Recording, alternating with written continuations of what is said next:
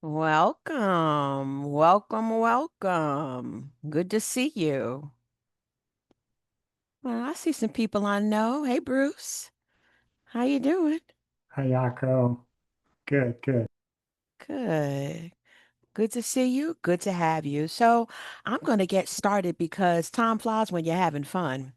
My name is Yakotora Shotuku, and you are in the right place.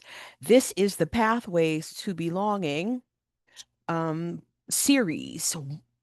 And again, my name is Yakotora Shotuku. I am one of the implementation specialists, and I am going to be your in-house moderator today. I am really, really excited about the great discussion that we are going to have today. It is great. I have the honor of being the moderator with these distinguished scholar teachers that we have here today. And I am just super excited. Before we really get into it, I'd like you to just share where in the world are you today? Are you repping a borough? Are you joining us from outside of New York? Where in the world are you? Go ahead and put that in the chat. You guys are going to be using the chat a lot today because we're going to keep this engaging and we're going to act like we're all in the same room together. Yes?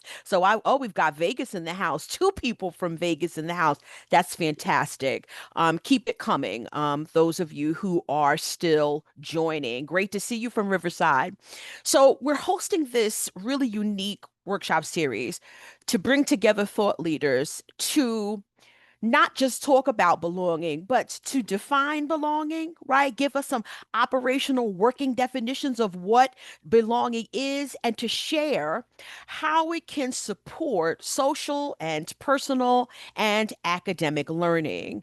These presentations that you're hearing today are the opinions and the content of our guest speakers and may not necessarily be a direct representation of harmony. So you and all of the registrants will receive a copy of this recording to watch and share with your colleagues or to rewatch again. So be on the lookout for that in your email.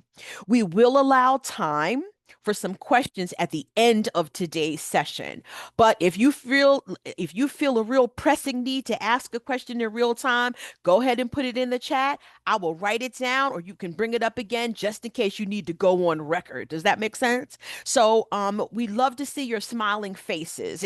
While it is not absolutely necessary that you be on camera, if you want to support engagement and if you want to be able to really have some faces and some energy, if you will, to bounce off of, we would love to see you and we would love to engage with you. So I will leave that up to you. Our virtual series it's going to focus on, as you see on the screen, our thought leaders in education exploring how the sense of belonging can support social and personal and academic success. Does that make sense, everyone? So I read that already. So I'm having some super sensitive keypad issues. So this is the second of four in our Pathways to Belonging workshops. We have the fabulous Dr. Strayhorn and the fabulous Dr. Ruby Ababio-Fernandez, and they are going to be having a discussion about belonging. We're going to get some wonderful storytelling here. We're going to get some definitions. We are going to get some real understanding and some tools that you will be able to take back to your sphere of influence. We don't want this just to be a discussion. We want this to be an action workshop as well, something where you learn and then you go back and share and then you start planning and doing. Does that make sense? And so we are having another workshop tomorrow with Brandon Cardello Hernandez, and then we will end this series with Doug Fisher and Dr. Strayhorn. So we're super excited about it all. if you know about super sensitive keypad, if you know anything about harmony, you know that we are really our tagline, our byline, what we're really interested in is the building of healthy relationships, right? The building and sustaining of healthy relationships. And so we launched this Belonging Together series to really work on systemic transformation. Any systems people out there? Yeah. We brought these people together intentionally to talk about how they can embed this idea, these concepts, and belonging into the very operations of their schools and districts, right? Not making it one more thing to do, but making it something that is the heartbeat and the breath that is taken every day of everyone in the school. So not just the teachers, not just the counselors, but all of the stakeholders, school leadership, all of school staff, our families, everyone, our after school, out of school time, vendors. We want everyone to be able to use the language and to be able to articulate what belonging looks like, smells like, and feels like in your space. So one more thing I need to mention to you that you might be really excited about. We will be reaching out in the weeks ahead with discounted offers to bring these thought leaders into your schools and districts. So, as you are participating in this workshop live, or if you may be looking at the recording, I really want you to think about who really supports your school mission and your vision and your goals, because you will be able to interact with and possibly bring these scholars to help you and to share their knowledge and tools. I already know they're very generous people. They would not be doing what they're doing if they were not. So I cannot wait to hear the stories and to get you to see the discounted offers that we have for sharing with these scholars. So let me move on. I've got to move some papers around. So today, I have the pleasure of supporting this virtual workshop too, which is on psychological safety, the hidden key to culture, retention, and belonging. Sit with that for just a minute. Psychological safety, the hidden key to culture, retention, and belonging. I encourage you to use the chat as if you were in the room. Use the chat to talk about your aha moments. Use the chat to agree. Use the chat to challenge. Use the chat to let us all think and reason together. So, welcome, welcome. And we are going to, I believe, do a poll. Amanda, if you wouldn't mind starting the poll, and then we're going to I'm going to stop talking and we're going to dive right into it. So, as Amanda launches this poll, the question is this: when have you experienced a moment when belonging made a difference for you or for someone you have worked with? When have you experienced a moment? Was it as a student, as an educator? Was it as a leader, a staff member, a community partner? Or you're still seeking? You haven't had that experience yet of true belonging. Or maybe you're unclear about what it even is. We'll get some answers today. Some people are saying, I'm still seeking that experience of true belonging. I think that's honest, and I love that. We're going to keep the poll going for just a little while longer and then see where we end up. How does belonging resonate with you? What does it mean to you? And how have you had that experience? Another minute, another minute on this, Amanda?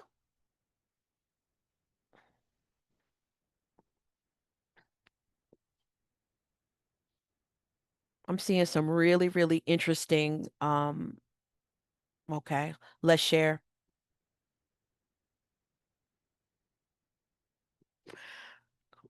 Our greatest moment, the greatest moment that you have experienced belonging is as a staff member. when it really made a difference. If there is anyone that wants to put that experience in the chat, I would love to hear what it was. The largest percentage is as a staff member when belonging made a difference for you. Was it for you personally? Was it for something or a situation or or a parent or a child that you observed? Put that in the chat if you feel up to sharing that. I think that's very interesting. I'm really glad that some of you are still seeking that experience. I think that's honest, and I think that it makes us all hungry when we're still seeking and when we're still searching, right? We're going to get some really good information today. I'm really, really excited about that.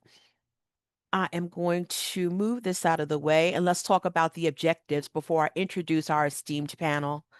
Today's objectives are we're going to talk about Dr. Strayhorn did the first session about belonging. So he's going to kind of recap that, talk about just the keynotes of what he talked about in the first session. We're going to hear about belonging stories. We're going to hear a story of a journey where belonging mattered. We're going to explore how leaders can create cultures. How important is that, right? Cultures and environment are now positions in the Board of Ed. Who would have thought? Explore how leaders can create cultures where students and staff feel secure, valued, and empowered to learn, and then share tips on how to lead authentically. Love it. So let me introduce, and we are thrilled to have Dr. Strayhorn back to lead the conversation. He is our facilitator who started our first workshop. He is the president and CEO of Do Good Work Consulting Group, and he is currently serves at my mother's alma mater. He is currently serves as the professor of education and psychology at Virginia Union University, the fabulous HBCU, where he is also associate provost and interim dean of the School of Education. Welcome, welcome, Dr. Strayhorn. Let me introduce Dr. Ruby Ababio-Fernandez. She is an author, a speaker, an executive coach with an unyielding commitment to transforming the lives of adults, children, and communities and school systems. Dr. Ruby brings over 23 years of experience in education and leadership, including district leadership roles in New York City Department of Education. She currently serves as the superintendent in residence. Didn't know this was a thing, Dr. Rubia Babio. She currently serves as the superintendent in residence at McGraw Hill, where she continues her mission of advancing learning, outcomes, leadership, and systemic transformation. So I'm going to leave it with Dr. Strayhorn. If you could just, Dr. Strayhorn, just kind of give us a recap for someone who may not have been here or who may not have watched the recording yet, of your keynotes from your first session. Why does belonging matter? Awesome. It is my great pleasure to do so. First of all, to everyone in our listening audience and those who will watch later, thank you for tuning in to the second in this dynamic series around belonging. And if you don't mind, we've been using the chat. Use the chat and show some love to Yako and to Amanda and to the entire Harmony team and family for bringing us together and hosting what promises to be a really wonderful webinar today. Listen, if I had all day to speak to you, I wish I did. I would cover all that we've learned from research and scholarship over the years about belonging, but I don't have that kind of time. In the first series, what I did is really sort of set a foundation for each of these conversations that will be part of this series. And today, as Yaku mentioned, we're going to talk about sense of belonging and psychological safety. And I'm really excited because this topic, sense of belonging, isn't just a nice to have kind of thing. It's a need to have kind of thing. Belonging isn't a buzzword, as I often say in keynotes and lectures and consultancies. It's not a buzzword. It's not just a sticker. It's not just a t shirt or a notebook, although I've seen it in all of those forms. Belonging, sense of belonging, is a basic human need. Everybody wants to belong. It's right up there with food and shelter, water, and we're going to talk about it today, safety. When people feel they truly belong, when they feel that they're seen, heard, valued, cared about, everything changes. It changes how they show up. It changes how they throw down. It changes how they teach. It changes how they talk. It changes how they lead. It changes how they learn.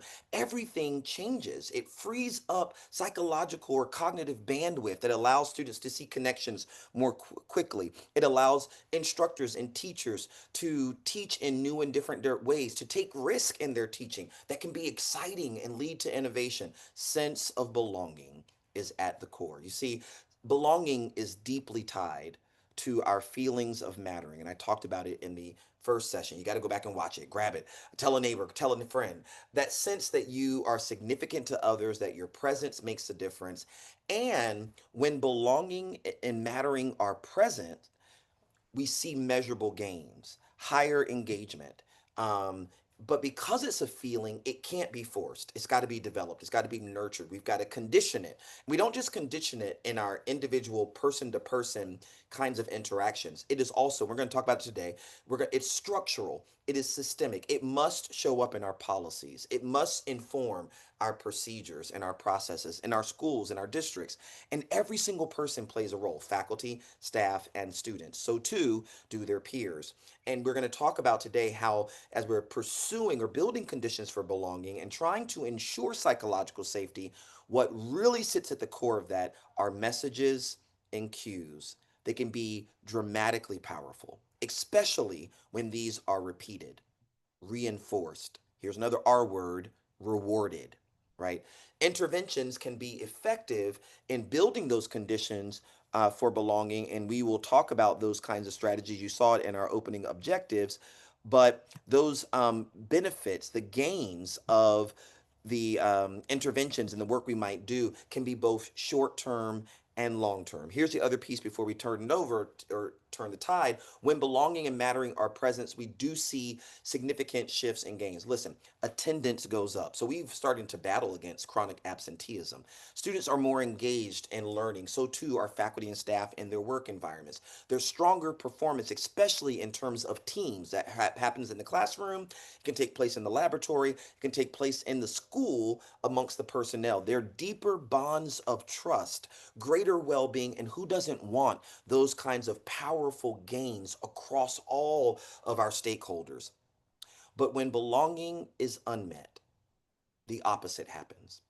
When people don't feel a sense of belonging, when they don't feel safe, when they don't feel secure, friends, people withdraw, teams fracture, and learning suffers. So today, we're unpacking how to build environments, schools, and systems where everyone, from the classroom to central office, feels psychologically safe and genuinely connected. And to help us think about this, I'm joined today by my colleague and friend, Dr. Ruby, a seasoned, experienced school leader, educational leader who's an author. She's a speaker. She is a consultant. She's an executive coach who knows firsthand what it takes to cultivate belonging in real world education spaces. So without further ado, let's jump in. Welcome to the platform. How you doing, Dr. Ruby? Come on, Dr. T. You set this whole place ablaze. Thank you for having me. I am just thrilled to be part of this conversation. And I'm listening to you and I'm fueled because at the core, at the foundation, the bridge of our humanity is knowing that we belong. That's Nothing right. else. You're breathing, you're blinking, you belong. Those are the basics, right? That's Element right. before we can even think about a pathway for innovation. So I am thrilled and honored to be part of this conversation with you today. Absolutely. Well, the feeling is totally mutual. And I want to jump in and maximize our time. But before we go there, tell everyone a little bit about yourself. Who's Dr. Ruby? What's the journey been like? And what's the story been, the journey for you to this place today? Well, so my journey is, I transitioned here as a tween from Accra, Ghana. And I mean, when you talk about an envelope for belonging. I spent the first 10 years of my life walking for 7 miles or so to school, my church, my community, everybody was around me. What I know, familiarity was around me. And then transition to this country where, I'm in a new culture, new people, new world, new language, and nothing could be more of a need than feel a sense that I belong while I navigated and learn not only language, but also like customs and just trying to figure out what it means for a 10, 11, 12-year-old to find their place in this new space. And so that's sort of been the marker for me. I pay attention. I had to be adaptive as, my family and folks moved around to new neighborhoods and to new states. And so understanding belonging as a driver for a student's success was what really framed this insatiable quest for me to become a teacher and to build safe havens where students feel rescued and not rejected, right? Mm. And so I became a teacher leader, and later on systems leader. I served some time in the district level and as a developer of leaders, and I'm in this space. So yes, Yako, superintendent is in residence is a thing, and I continue to do that work in partnership with leaders across the country, supporting, thinking about, resources that they may need, the problems that keep them awake at night, and what it means to partner to expand the strength to serve children and communities really well. And so, this topic in particular, where psychological safety fits in, to me feels like a very important and crucial conversation because psychological safety is really ensure like a shared belief, right, with a community that it's safe to not only be who you are, but to learn, to take risk, and to ask questions when things are confusing and you're not sure, to share feedback, to admit mistakes, and to challenge ideas without a feeling the sense of like, okay, I should feel bad, I should be embarrassed, I may be, be punished, or I may lose friendships because of who I am and what I do. But this is the sense that all that you are, everything that you bring actually matters here. And that's what to me is a core of innovation, that building trust and genuine learning can make all of these things possible. Without it, we just perform tasks, right? But we really never get to a place where transformation is what's actually happening. Yeah, I mean, that's putting into words so eloquently some of those opening observations I made about how sense of belonging really is the soil. Well, psychological safety becomes the soil in which belonging can grow. It's hard to Mhm. feel a sense of belonging when you are preoccupied, protecting yourself from the threat of harm, the threat of punishment, retaliation, all sorts of forces that can disrupt one's flow in terms of their thoughts, their focus and time on a task, as well as their performance and execution of it. So I don't want to go too far without and leave behind some folks who might be saying, well, I hear you and I saw the title of the session, but what's psychological safety anyway? Couple of thoughts there. As I was describing my experience, psychological safety, I use Timothy Clark's definition, right? It's just really the belief that in this community, I can show up as who I am, what I bring. I can take risks. As I said, I can ask questions. I cannot know and it be okay. I can share critical feedback and know that like I won't lose relationships as a result. I can make mistakes and I can challenge without the fear that there is, I should be punished, or I should feel embarrassed, right? Because who I am and what I bring actually matters here. And so the pieces that I feel like are really key is to think about them in four stages, or like enabling conditions into four aspects. And in his definition, he talks about the first one is inclusion, right? That I'm here. I feel a part of. And I think you mentioned this sense of belonging, that I'm valued and respected in this community for just my humanity, because I'm human. He talks about the choice to include another human being activates our humanity, right? And so when you think about the first phase of inclusion, how do we think about creating the kind of space for others to feel included? Do we intentionally reinforce like in groups versus out groups, right? And so when someone is different from you, or when someone is different from me, do you signal genuine welcoming, or are you silently judging the person? The second part that I want folks to consider in this is that in this space, because I belong, that I have the flexibility and I'm encouraged to learn. And learning comes from understanding what is happening and being vocal about questions. If I don't know, I shouldn't keep it silent. I should be able to ask questions and seek feedback and admit when things aren't going well, because all of these pieces actually encourage me to grow and really creates a willingness to learn from failures and mistakes. And so, do you encourage curiosity? Do you encourage questions? Even if that, in some cases, slow things down or surface discomfort. So that's the second part. So the first one is inclusion. The second part is, can you learn? Can you learn without feeling in some way compromised? The third piece that I really think is an important stage of psychological safety is contribution.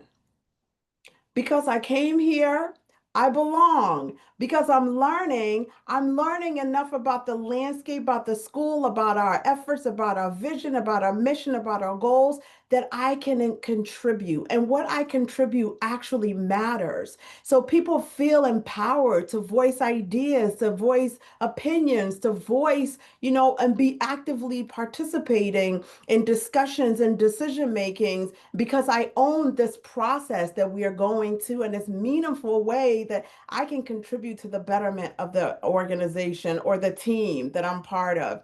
And then the fourth one is challenger, right? And so because I know this, I'm learning and I'm contributing. I'm able to see footprints of my contribution on the organization's goals, on my team, on my students' learning.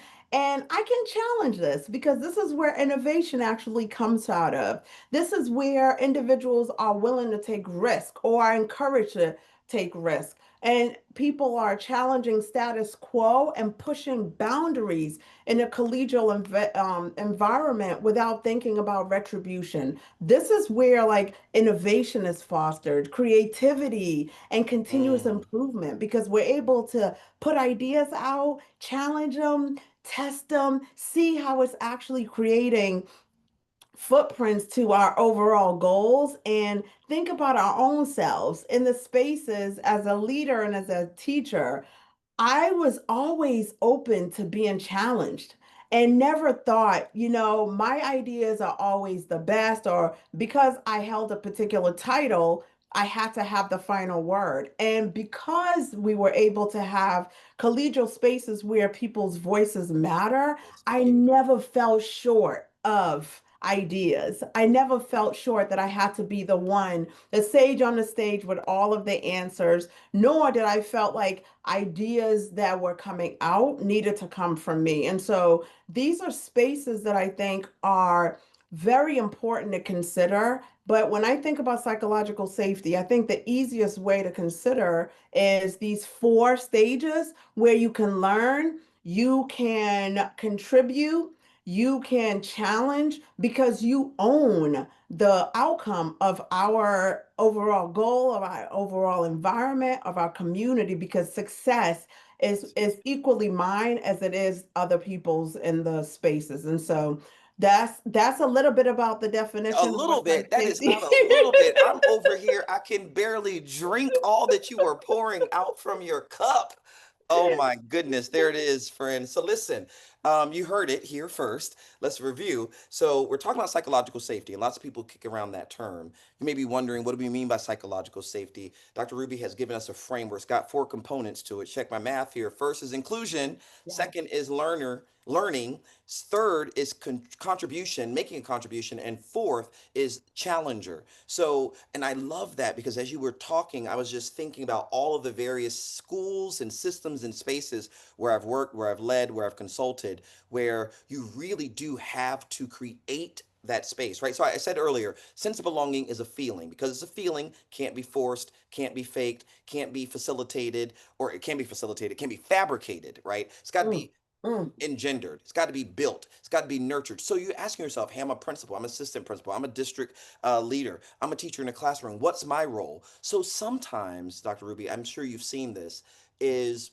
when you, first of all, we can affirm the contributions of others, right? We can say to a student who has a half baked idea, who dares to raise their hand in a classroom full of students and says, hey, I'm not really sure if this makes sense, but here's my thought. A teacher can affirm, thank you for offering that to the table, to the mhm, conversation. mhm, Now, mhm. we got to develop it some. Who else? Who wants to add on it? Who wants Yeah. to modify it? But you're celebrating the student who dared to get started, to ask the first question and saying, listen, we're trying to produce learning in this classroom. All of us play a role. Someone's got to break the ice, and so thank you for breaking the ice. Who wants to build upon it? That is that um the leader's role, whether you're a teacher leader or you're a district leader. So I was just I won't say just in a meeting, but I was just in a meeting, and we had some spirited conversation, and we had to pause for a moment and let people know like contribution looks different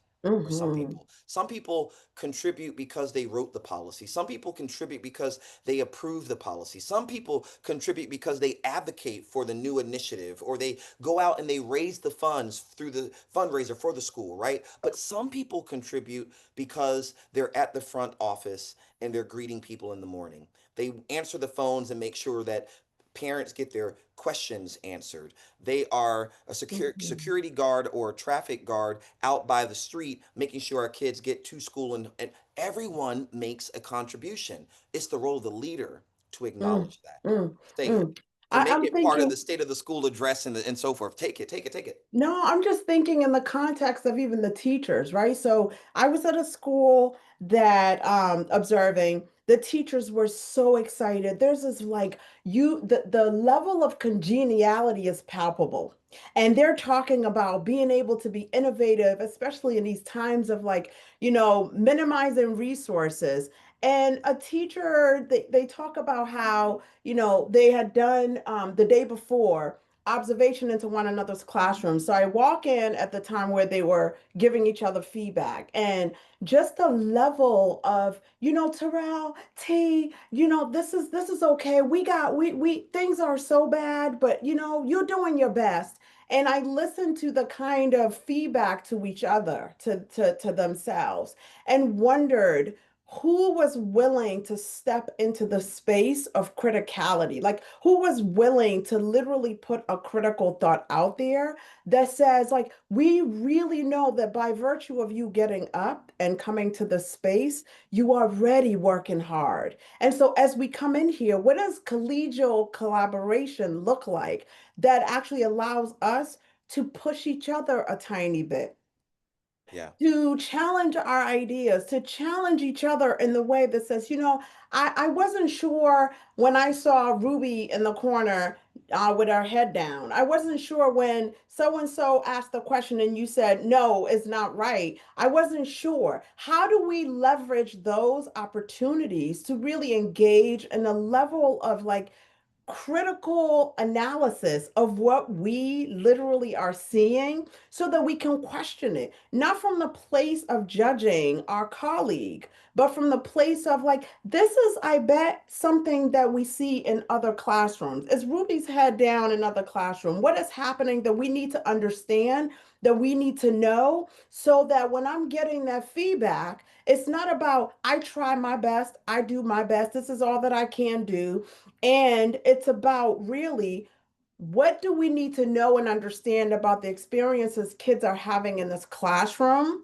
What does that tell us about what's missing? And how do we actually leverage each other to designing experiments that will engage them further, that will get them to contribute, that will get us to really understand where learning is coming from and how we can actually design learning that brings them alive, that make them feel like they are a part of this classroom community, this team, and the school community. And I think for me, when I put that question out, the thought was around, well, we want to honor that by being here, that was enough. And I'm like, yeah, we are. We're here. And I said, is there anyone in here that feels like just by being here in this space with these colleagues that you are not supported, that you are not encouraged, that you are not welcomed? And they said, yeah, we do. And then one of the teachers said, you know what? I wonder if this learning was for some and not for all. And that was a question to that, like a question that really opened up opportunities for conversation that really invited teachers to engage and talk about what they were wrestling with Ruby and the Rubies that were coming up in the classroom in the way that was really, I think, shifted the conversation for them to see something that they could actually name as a problem of practice that was emerging in the instruction and engage in some collective problem solving around that. And so I think it's important at the student level, but you know, the old saying, like if you don't feed the kids, they will, if you don't feed their adults, they'll eat the kids. I think teachers and adults need to also feel a sense of like efficacy and feel like they can test these spaces, they can challenge one another without the entire foundation of relationships and their professional relationships actually, falling apart. Yeah, the work I'm doing now is really looking at that nexus between student sense of belonging and staff sense of belonging. Staff broadly conceived, teachers, school personnel, even outside of education as an industry. And the evidence is crystal clear that there is a correlation, a strong positive correlation between these two dynamics. So when you invest in the belonging of your teachers and staff, you are investing in student sense of belonging and student success because quite often students pick up cues. We're going to come to this, I hope, by the end. Some cues about their belonging from who? The Mm-hmm. staff, the teachers, the Mm-hmm. personnel. I remember I was giving a lecture one time in Nashville, Tennessee at an unnamed institution. And after my keynote, there was a Q&A session. And one of the students, I had talked about sense of belonging. It's a feeling. It produces positive outcomes. All of the theory about belonging, its connection to mattering. And gave like a whole drop down list of things you could do to boost belonging. And the student came up to the mic. She said, Dr. Strayhorn, you forgot one of the most important places I want to see myself as a student. If I'm to feel a true sense of belonging on this campus, at this school, in this district, I said, where's that? She said, at the front of the classroom. I've Mm, got to see myself as mm, teacher. I've got to see myself not always just as learner, not always just as support role, support staff, teacher's aide. So that has huge implications for our hiring policies, our onboarding, our recruiting practices. But there's another piece you said that made me think about, when we talk about psychological safety. Um, in some of the consulting work I've done, I've had times where people will talk about belonging, mattering, psychological safety. And, people feel a sense of psychological safety and belonging when, as you said, and I mentioned earlier, they feel like they can be curious, they can learn. Learning is not just writing notes down and repeating it back. It's I can ask questions, I can push the envelope, I can imagine, I can innovate, I can try something out even if it's half baked. Now no one's going to judge me as silly or dumb or, unprofessional for bringing this up. It's just I'm thinking, I'm dreaming, I'm imagining. Okay, that's the learning part. Here's the other part you mentioned about the framework, and that is I can challenge, I can ask questions, I can push against the tide, and that somehow I can still be perceived as a bona fide, here's the word, colleagues, collegial yes. member of this community, right? So we'll have those sessions and people will say, well, I don't feel that. And Yako in the opening activity asked people, how do you feel it? Some people are still searching for it, right? So I've done consultancies where people are in the room at places where they work and you ask them, do you feel a sense of belonging? They say, no, I'm still searching for it. And the supervisors will be offended and say, oh, I mean, Oh my God, I feel Hmm. terrible. And Hmm. you'll say, well, for people to feel a sense of belonging, they got to feel free to ask questions. And supervisors, time and time again, will say things like, Dr. Strain, I don't get it. At my staff meetings, I say, are there any questions? So what am I doing wrong? And if we just sit with what Mm. people give us, that's the psychologist in me getting excited. Sorry, Mhm. but if we sit with what people give us, what they're saying is, "Hey, are there any questions?" Isn't enough That's right. for me to feel psychologically safe to ask my questions. That's right. Sometimes maybe the room is too big. Maybe got to break them up into smaller groups. That's a strategy. Maybe you have to look. I'm not willing to put my question out in oral form, so have some sort of pulse poll or some written assignment or some communication that I can use, that I can share my thoughts anonymously and then have it projected on the screen. We could talk about it. That's another strategy. But all sorts of feedback loops where you can get people, you can create spaces where people can feel safe to ask their questions. The last one I'll give, and I'll tag you back in, is like, about reward structures. People will say, well, people feel a sense of belonging when they feel like they make a contribution. Well, one way people know I made a contribution is because as humans, we typically reward and recognize contributions. And I'll have supervisors say, well, I give out awards. Why do they not feel a sense of belonging? Because the mere presentation of an award is not enough. Mm-hmm. Some context, some schools, some systems. Mm-hmm. It's the recognition of the work. It's the articulation of how this small piece that I did fits in this larger puzzle. Because we do operate in a society where there's platitudes and people say good job even when you've done no job. And so when you do a good job and someone celebrates, you don't know, are you just saying this or is there a real contribution here? I think as leaders, we have an opportunity, if we really want to foster conditions for belonging, to do exactly what you're talking about. Create spaces where people can learn, they can imagine, they can experiment, they can take risk. They can also make contributions, be recognized and rewarded for it, but also challenge and push up the grade.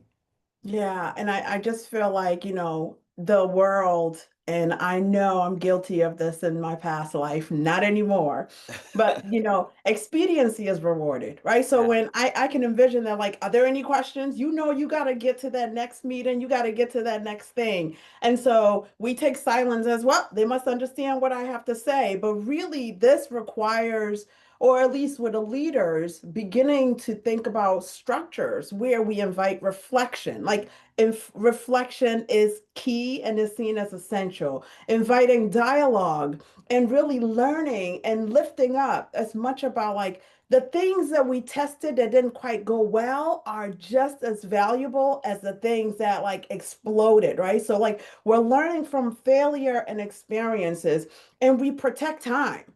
Yeah. Like, when I have time with my colleagues to wrestle, to debrief, to think together, to like literally go through inquiry cycles and feedback sessions, right? Where the goal isn't about evaluation, about getting to the end point, but it's really about our shared growth, and being intentional about naming points of growth that come out of these things, just as much as we think about the expedient, like, oh, this person had it, they got it, they did it, and it was on time. Because Yeah. learning isn't always time bound, right? Sometimes the leader has to model this level of curiosity and transparency, even saying to, their teams, I don't know how to do this. Yep.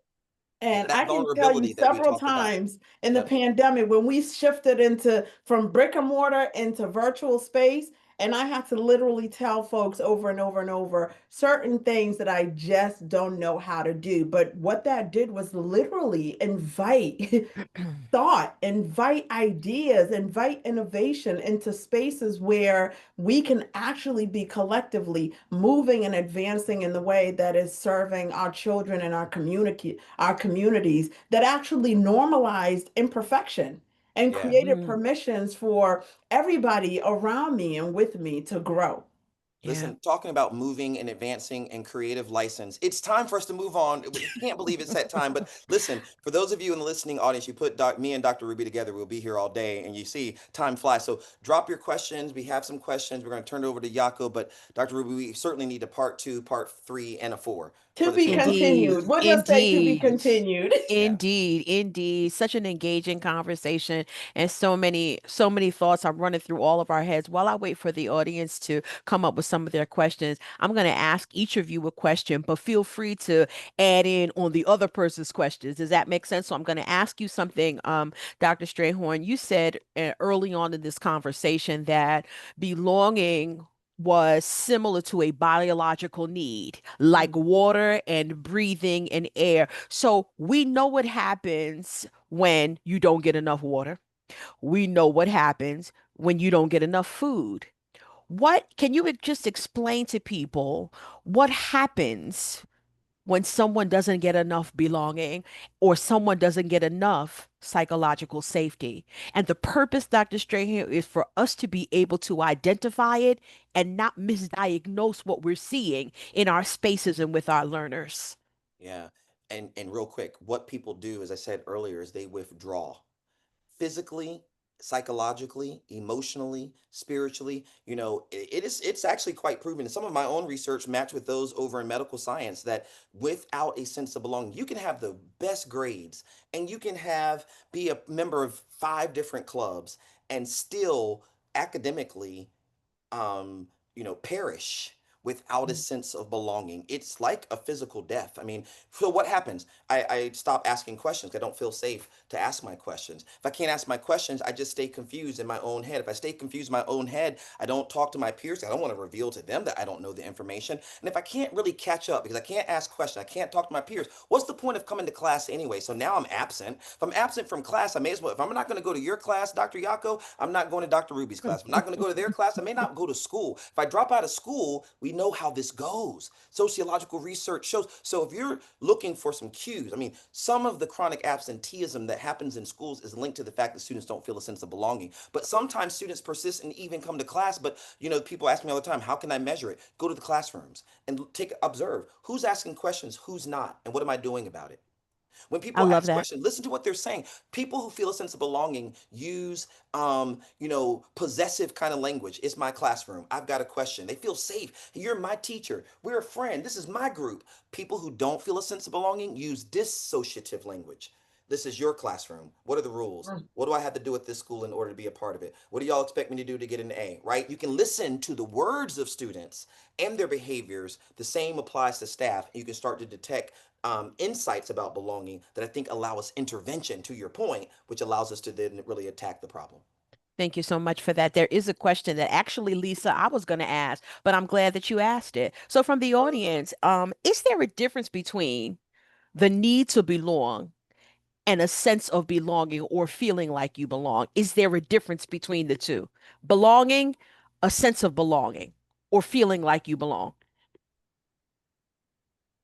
You want to take it, Dr. Ruby? I mean, I I have a mean, you're the expert researcher, but I know as a human being, there's no sense. I either feel like I belong, and I can tell you that, my thoughts are welcome, my ideas are welcome. I don't have fear of judgment or or retaliation. I don't feel a sense that like my life has to be and my work and what I put forth has to be perfect, but really my participation, right? And so the disassociation that Dr. T you were talking about happens with adults too, right? Especially when you are facing in this today's like complex world where resources are diminishing, kids don't come to school, some come hungry. I walked into a school not long ago to check in with a school leader, and she was utterly preoccupied. Her phone, she kept looking at it. She turned over to me and said, Dr. Ruby, I'm sorry,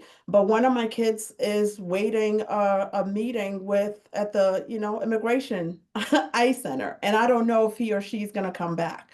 Right. So these are the things that are like in their minds every day. And so when they're thinking about the face of diminishing resources, where they're stretched so thin, like, what do I need to, when I walk into the space, do I feel like I can let my mask down, get into a room, talk to my colleagues? If I can't figure out how to do something, do I have the feeling that I can reach out without feeling judged if I'm not inadequate in one moment. As a leader, do I have access to tell my teachers some of the things that we're wrestling with, that we're challenged by, so that I don't have to be the titled person, but also because I have a title, I then must have all of the answers, right? And so, to what extent do I feel like I can be who I am, authentically show up, challenge, learn, question, put forth what I don't know, be able to admit mistakes and failures, and know that I have a community of colleagues or leaders that are going to be around me to make sure that failure is not an option, right? So, I'm not necessarily coming from the space where I'm sensing it. Sensing is, do I feel it? And if I feel it, you gonna hear it. When I feel safe, I open my mouth. When you come into Mm, my household, when you come into spaces where we feel the most psychological safety, think about it. We are engaging in a level that says, I own this space because I belong, I'm part of, and I pay attention to things that keep this space thriving. And so that's what I have. I Cool. know, Doc, you have something a lot more elaborate to say about it. So go on ahead. Listen, for the sake of time, I'll make it real quick. That means y'all got to come back to the next session. We're going to go there in the next slide or two. But Nikki, our sister and colleague Nikki, A+ for the day, A+ for everyone if you want it. But listen, in my writing, I say exactly what Nikki wrote, what Dr. Ruby's talking about, and that is this. Sense of belonging is first a need. Everybody needs it. Now, how do I know I have it? I don't know it until I feel it. But before I feel it, I sense it. It's like when you're walking down a dark street at night and you're just thinking, I don't know, I shouldn't be on this street. You first sense something unsafe and fear before the person tries to take your wallet, before the car cuts off in front of you, right? There's a sense that we don't start at the place of belonging. We start as humans from the place of sense of not sense of belonging, but this sense of belonging uncertainty. I'm not sure if I belong here. I'm going to take a risk. I'm going to join the club. I'm going to go to the school. I'm going to be a part of the classroom. Imagine that first day when the student walks in the classroom and there are 32 other faces looking at them. They're thinking, I might have friends. I might be judged as smart. I'm not real sure. And then what happens? The teacher walks over and he says to them, welcome to Mr. Carter's classroom. Okay, I'm starting to sense like this might be my jam. And then maybe Mr. Carter went to the webinar hosted by Harmony and knows that the first thing you want to do on that first day with the newcomer is pair them up with a buddy. And so Mr. Carter looks at William and says, William, don't worry about anything because Nicholas has you all day long. This is your Harmony buddy, right? So he pairs them up. Before you know it, Nick, whichever one is which, is thinking, oh man, I sense it. This might be my village, right? yeah, But it's when he goes to lunch and Sarah walks over and says, hey, my mom gave me two bananas. I want you to have one. He just lets it go and he says, no, I feel it now, right? yeah, Need gives way to sense, gives way to feel. I know you want more, but to do it, you got to come back to the yeah. next session. I First, love drop that. some love in the chat for Dr. Ruby, please, my friend, Definitely. stellar. I need Amanda's gonna kill me, but I gotta ask one more question because there will be adults who leave here today wondering if they are psychologically safe. They're not sure. Maybe they thought they were. And I feel like I am. I feel like I do things. Is there anything, as I share screen, Amanda, is there any way or any criteria for any kind of self-awareness uh polls, questions that we can ask ourselves to know if we are actually psychologically safe or we just think we are. While Dr. Ruby's looking, I think go back through the framework. If I were going to give you an advice, ask yourself, think about the place where you feel or want to feel a sense of belonging. Ask yourself, do I feel like I'm a bona fide member there? What's my Mhm. cue? What's my data? Two, do I feel safe to ask questions? I love what Dr. Yeah, Ruby said yeah. earlier. Do I feel safe to show up authentically myself? Let me tell y'all something. This is okay. So in about an hour, I have to go somewhere and give a talk, and my hair is not cut. And all morning long, it's like, oh my gosh, I got to go into this space. I got to get a haircut. I can't get a haircut. I'm gonna wear a hat. And you know what I realized? I belong there. And for me Yes. to feel like a sense of belonging, I should be able to show up authentically as myself, cap and all, and be judged as capable, as competent, as whatever it is. If you don't feel that, then to Yako's point, you should start just make a note of it, right? That's a sign. Now this is Mm, I don't feel 100% like I belong. right. But let me just clarify, Ben. What I would I meant add, if I'm safe. The yeah. adults are wondering if the children are safe with me. Does that make So, sense? so what I would add in that is the same thing I would say to an adult. Create spaces where you experiment. This is about curiosity. If I don't know if my kids feel safe with me, think about the four stages and to what extent are you creating spaces to encourage questions? Are you like are Yeah, you creating space for encouraging challenge. voices, right? Mhm. What happens when kids say something that is sort of wild? Do you shut them down or do you invite, like, where did this come? Tell us more. So I think that we can never be afraid of creating classrooms and schools where curiosity is the fuel to which everything drives where we're going. You got to create those and ask the kids. In the same way, the leader said, any questions here? Oh, nobody responded. It must be good. We do that to the kids. So what happens when we actually begin to create just tiny bit experiments so that we can learn from what the kids are saying or not saying to indicate whether kids do feel psychologically safe with us as adults? That's Love. awesome. That's Ditto. awesome. Ditto. Listen, Any so last I know words, you Dr. want more, Strayhorn? and so we're gonna give you more. We heard you loud and clear. You said more, more, more, and we said okay, okay, okay.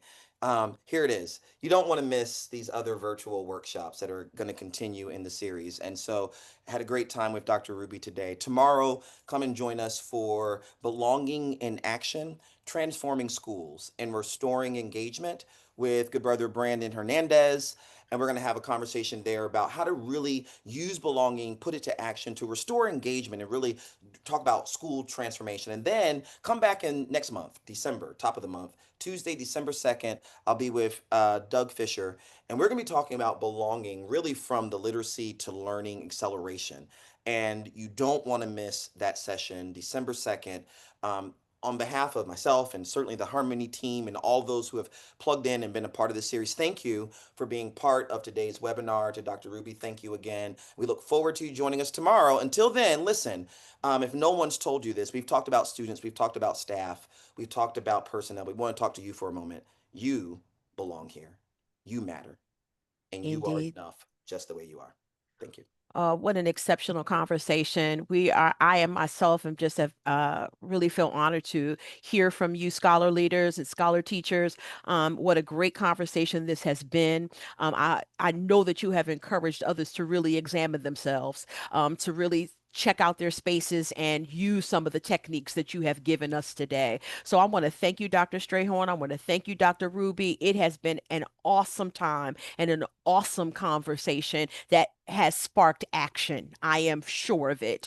And that's what we want, right? We don't want to just talk in a vacuum. We want people to be moved to action. And the good thing, everyone, is that because you signed up for these workshops, you're already registered for the upcoming sessions. You're going to use the same link that you used today for the next two sessions. So we encourage you to invite your colleagues to join as well. All recordings will be shared with registered attendees. And additionally, attendees of this virtual series will receive a 15% off discount to apply toward our new Belonging Together elevated professional development featuring individualized coaching and support from these very leaders that you heard today. So awesome, awesome. So reach out to Harmony at nu.edu to learn more about these personalized sessions and the discount that you will get from joining us today. Again, thank you, thank you, thank you, Dr. Ruby, Dr. Strayhorn. Thank you for coming today. Thank you for participating in the in the chat.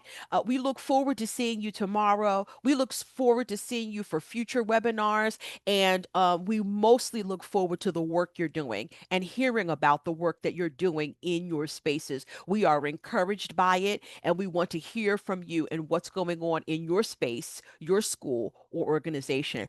Thank you so much for joining us today. And give us your feedback. There will be a short survey that comes. We hope that you have a fabulous rest of your day, rest of your week, and fabulous and productive rest of your school year. We look forward to seeing you tomorrow. Take good care.